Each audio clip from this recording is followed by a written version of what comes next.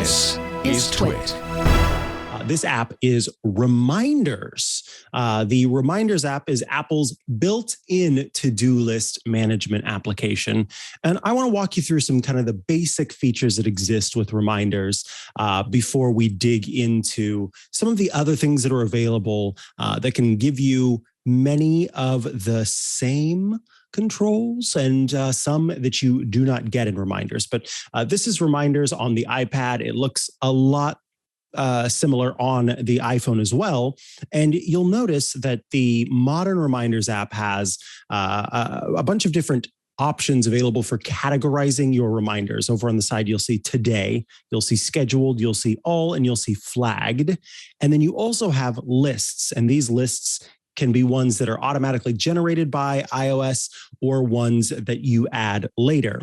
There's an edit button that lets you add or remove different lists. You can add groups so that you can sort of group your reminders based on different, be it tags, be it categories, that kind of thing. And of course, you can always reorganize these lists as you want to. In fact, there's one option that I have that's currently deselected called Assigned to Me that I'll talk about. But I do want to get through the different options here. So in my lists, you'll see options for family, for to-do, for reminders, and for groceries, with my favorite button in all of iOS, the little information button. That is an eye with a circle around it. I'll tap on to do, and you can see now that I can make an adjustment to this list. So instead of being two exclamation points, I could change this icon to be any number of things if I wanted to. So then I could say, maybe if I created a list that was for my kids' sports ball practice, then I could use a basketball or a football in that place instead. Oh, good. I was going to say, I don't know if I'm ever going to find those exclamation points again, but they're there on the list. And then you'll see down at the bottom, there's an option to convert this to a smart list. As Apple says, use smart lists to automatically organize reminders by tags, due dates, and more. So basically, a smart list is a lot like a smart playlist in Apple Music, which is a feature that lets you just automatically kind of organize different songs based on, or different media based on a category that you select. So let's hop out of the editing option there on the left, and let's show you how to make a reminder. It's a very simple thing to do. Down at the bottom of Reminders is the button that says New Reminder, and you can keep it simple. It's as simple as let's have one that says Feed the Cat.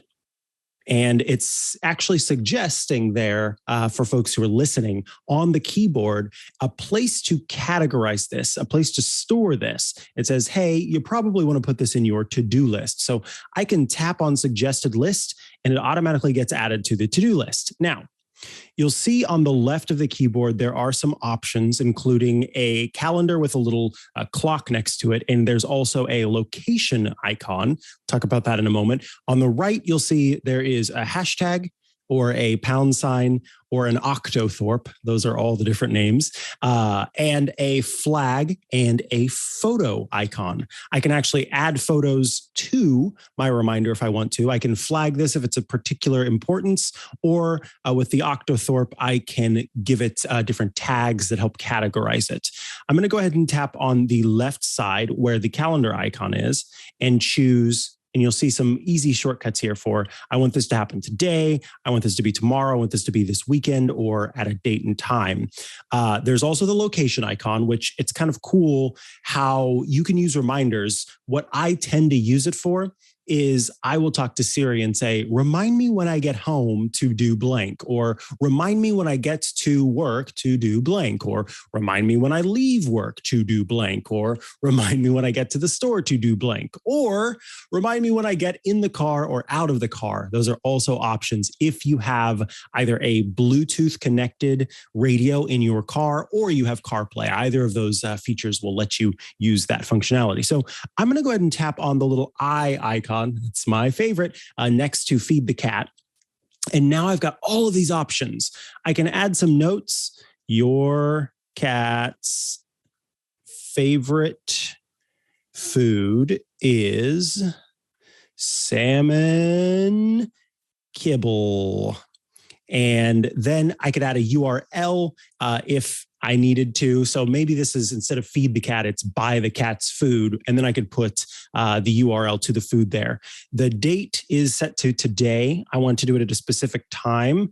I feed the cat at 2 p.m. if I had a cat.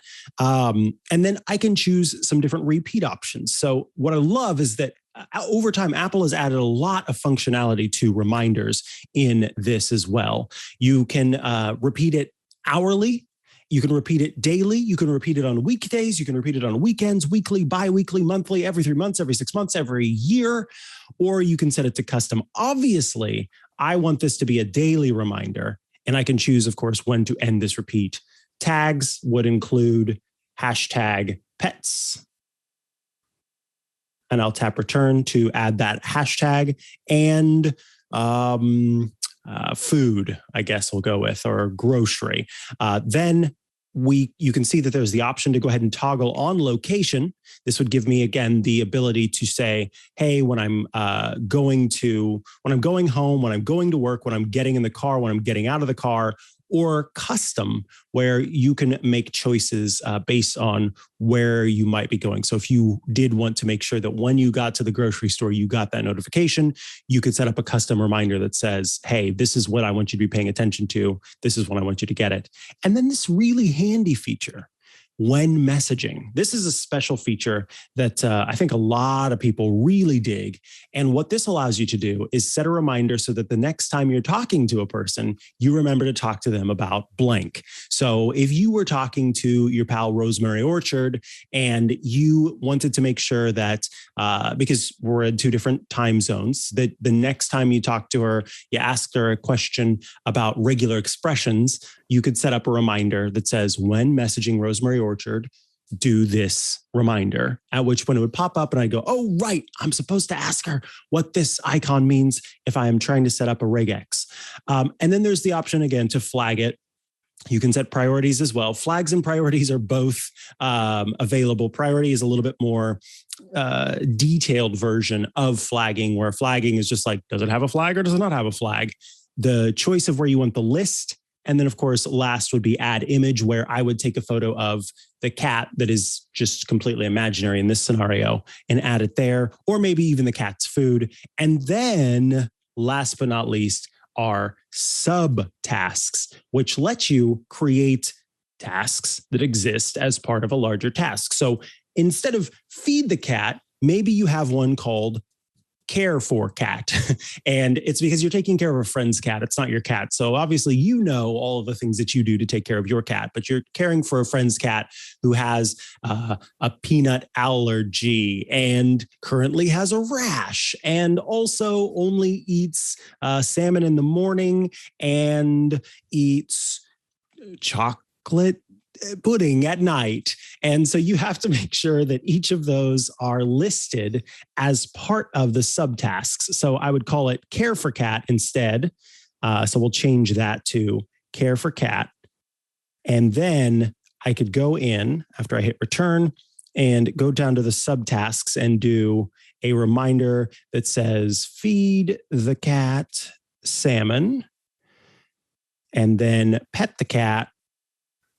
Pet the cat, and then feed the cat chocolate pudding, which I do not recommend. I am A, not a cat owner, B, not a veterinarian, and C, don't play either of those on TV. And then I'll go ahead and tap done. And now I've got my care for cat reminder.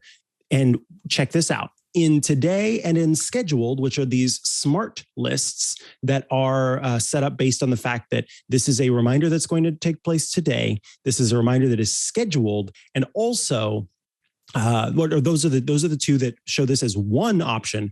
But check out the all option. That is because each of those subtasks also counts as a task. So those all end up getting added as well. And what shows up? Mikah's favorite icon. It's the little info button. If I tap on that, you can see that feed the cat salmon can also have all of the information added to it, save for subtasks because it is itself a subtask. So I think Reminders is an incredibly powerful application. Oh, and I should also tell you, I love this as a person who sometimes does need to have a physical representation of a thing. The new option to be able to print your reminders is really handy so that you can make sure, if you would like to have it done that way, that you can print out these options and be able to make sure you complete all of your tasks. I think I covered everything with reminders as a quick kind of introduction, but Rosemary, I'm curious if you have anything else you'd like to add to that before we move on to some options that you're going to tell us about.